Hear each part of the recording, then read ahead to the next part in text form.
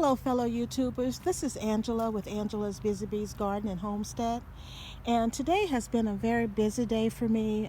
We have been gathering up a big bunch of pine needles from the driveway, and as you can see here there's still a little left, but we have been collecting these pine needles, and I'm using it around one of my flower beds where I have azaleas, and they've been dropping a little each day, so we've been trying to collect those a little at a time. But then also I have here some cuttings of my Mexican petunias that I've stuck inside it's a Zatarain's fish fry container, and I've filled it with water, and I've taken cuttings and placed in a bucket, and within a couple of weeks they are going to root, and I'll be able to have additional Mexican petunia plants for the garden, or some that I will place in containers to sell. What I'm also doing, guys, around the yard is where I have a lot of plants like my irises, I've been dividing them up. As you can see here, I've taken some cuttings from my irises. These are the purple ones. And I have gone around the whole yard in placing irises in different flower beds to make it more full and lush. But these little ones here I'm going to use and place in these containers. As you can see, I have two here.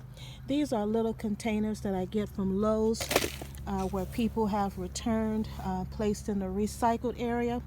And I'm also using those as well for my peppers.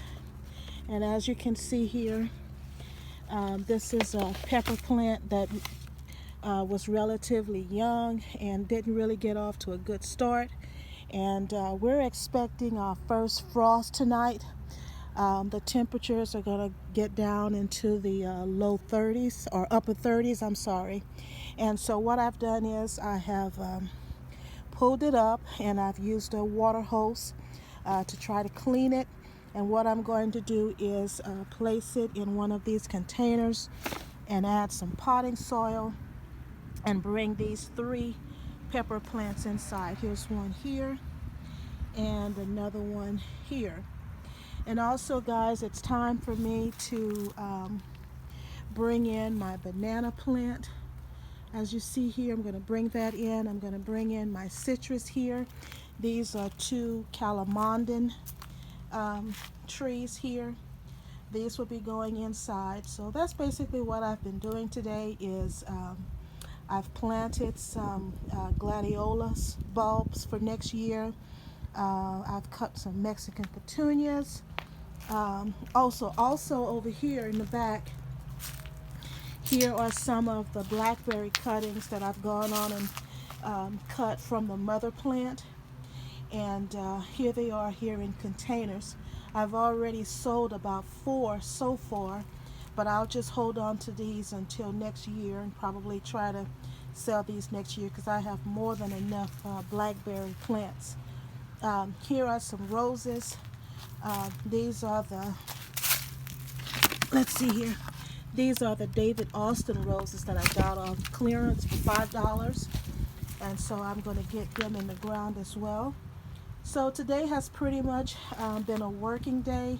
I've been dividing a lot of my flowering plants and placing them in other areas of the garden, bringing things inside that can't take the cool temperatures, pulling up my peppers.